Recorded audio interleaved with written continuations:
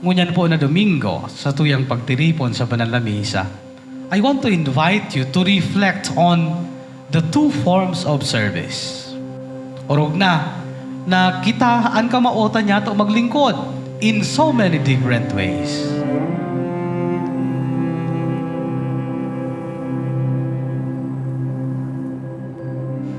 Ani pinapailing sa tuyang ngunyan, ang paglingkod ni Marta, ang paglingkod ni Maria.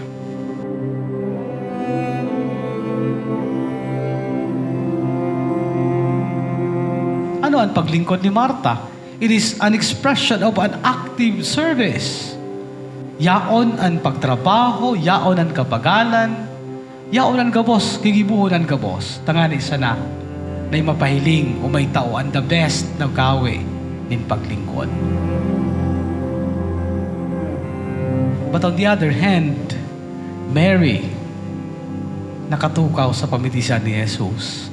Ano bo't ipahayag po kay ni that it is not only active service, but we can do service in contemplation.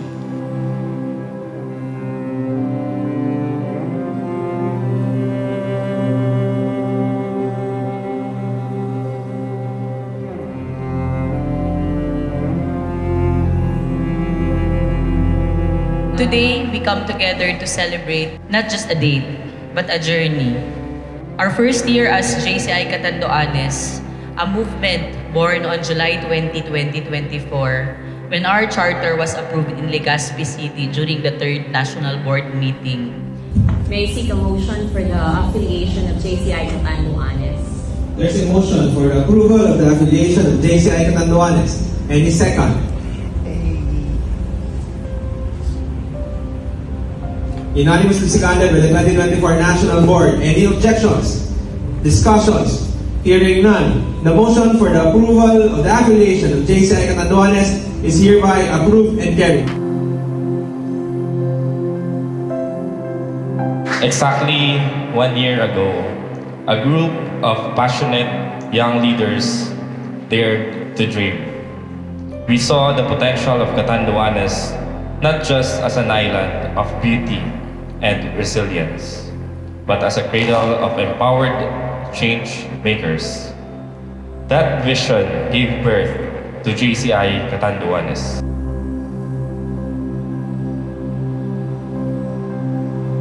Over the past year, we have shown the dedication and unity can achieve, reaching 47,475 individuals and uplifting 9,495 families across 32 communities.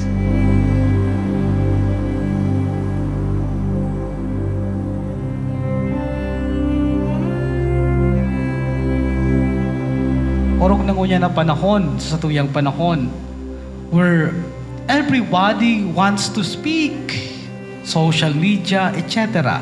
Alagad ang nawawara itong panahon, oras na magdamog.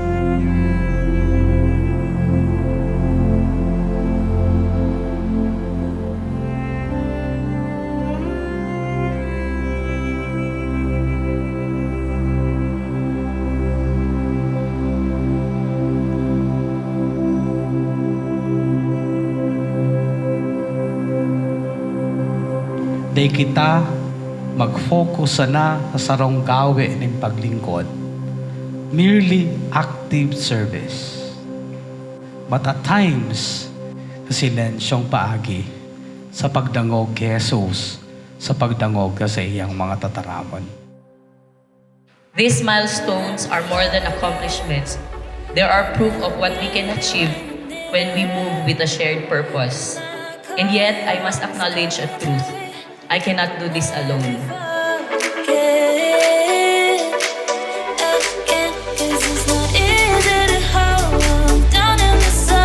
Be a good sculptor. You are framing, you are molding, you are coming up with a wonderful work of art as partners of God's creation. Ganito pala dito, dapat ini-empower mo yung sarili mo para maka-empower ka ng iba. Join GCI really in a short span of time. I reignite my passion to serve, to be a leader, and to step doon beyond sa aking comfort zone.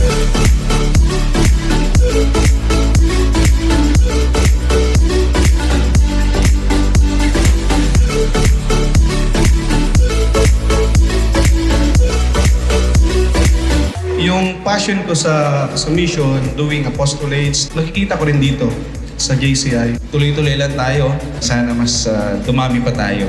Mas madaming ma-motivate to serve in the community.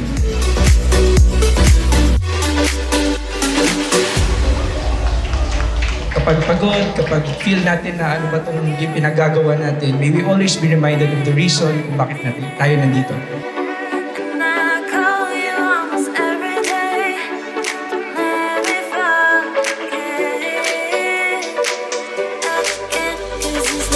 That is to develop or to reach our full potential as individuals, maging leader, for us to step up palagi, for us to take up space, take on leadership roles, and be leader in our own right.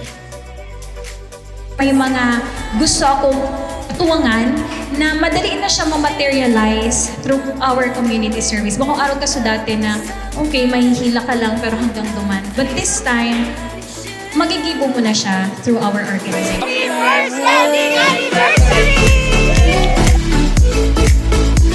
Sinabi ko na Kipres, this is the best part of my 2024 and 2025. We are very grateful that we have these two brothers na naghinguha talaga para maitundok, maitanong kita sa Catanduanes. As what Helen Keller said, alone we can do so little, together we can do so much. In service and in solidarity always. So thank you so much, guys.